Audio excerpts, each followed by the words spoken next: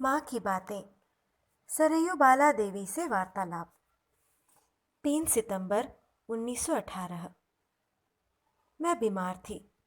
थोड़ा ठीक होते ही आज संध्या आरती के बाद गई थी। माँ उस समय लेटी हुई थी। देखते ही बोली, क्यों जी, ठीक हो? बीमारी ठीक है? मैंने कहा, हाँ माँ। मैं संसार के कुशल प्रश्न आदि करने लगी। ढाका की एक शिष्या कोई 1 महीने से उद्बोधन में है। वे बोली, माँ, मैं तेल मालिश कर दूं?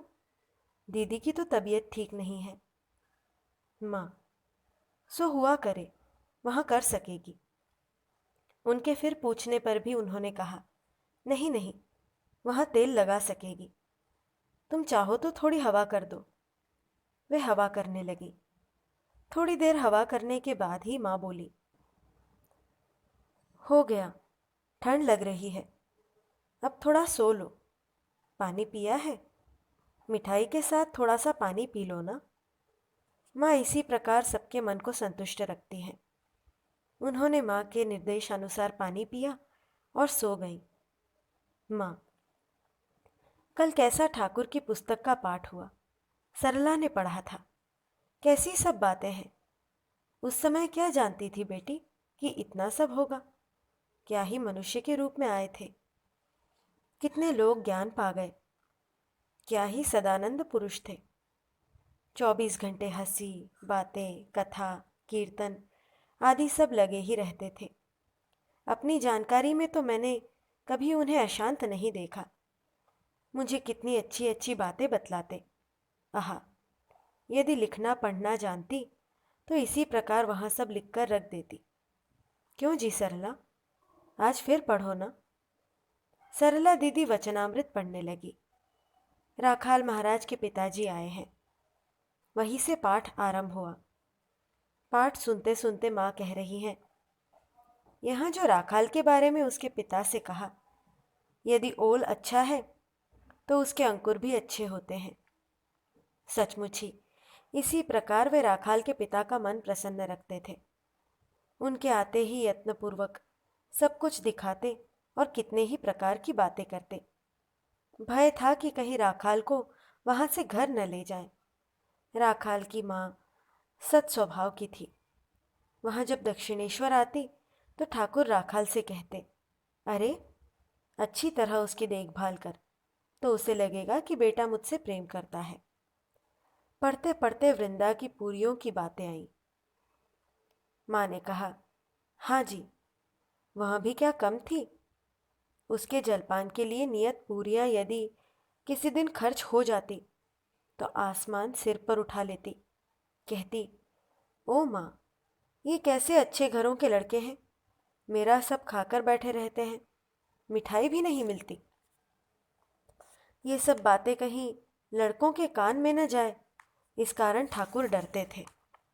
एक दिन भोर में उठते ही नौबत में आकर मुझसे बोले, अजी, वृंदा का खाना तो खर्च हो गया है, सो तुम उसके लिए रोटी या पूरी जो भी हो बना देना, नहीं तो अभी आकर शोरगुल मचाएगी। दुष्टों से बचकर चलना पड़ता है। मैंने तो वृंदा के आते ही तत्काल कहा, वृंदे, तेरा खाना खर्च हो गया है, अभी बनाए देती हूँ। इस पर वहाँ बोली, रहने दो, बनाने की ज़रूरत नहीं, ऐसे ही दे दो। तब जैसे सीधा सजाते हैं वैसे ही उसे घी, मैदा, आलू, परवल आदि सब दिया। एक अध्याय का पाठ हो जाने पर सरला दीदी बीमार गुलाब माँ की सेवा में चली गई। माँ ने धीमे स्वर में कहा, ठाकुर भगवान को छोड़कर अन्य किसी विषय पर बोलते ही नहीं थे। मुझसे कहते, देखती हो ना, मनुष्य की देह क्या है अभी नहीं, फिर संसार में आकर वह कितना दुख और कितना ताप पाता है। इस शरीर को फिर पैदा ही क्यों किया जाए। एक भगवान ही नित्य सत्य है, उन्हें पुकार पाना अच्छा है। देह धारण करने से ही तरह तरह के झंझट उठाने पड़ते हैं। उस दिन विलास ने आकर कहा, हम लोगों को कितनी सावधानी से रहना पड़ता है माँ, कहीं मन में कुछ उठे, इस भय से भी सतर्क रहना पड़ता है। तभी तो उसका है सफ़ेद कपड़ा और संसारी का है काला कपड़ा।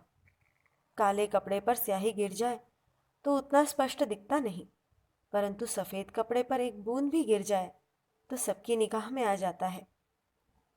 देह धारण करने से ही संकट है। संसार तो इस काम कांचन पर ही आश्रित है।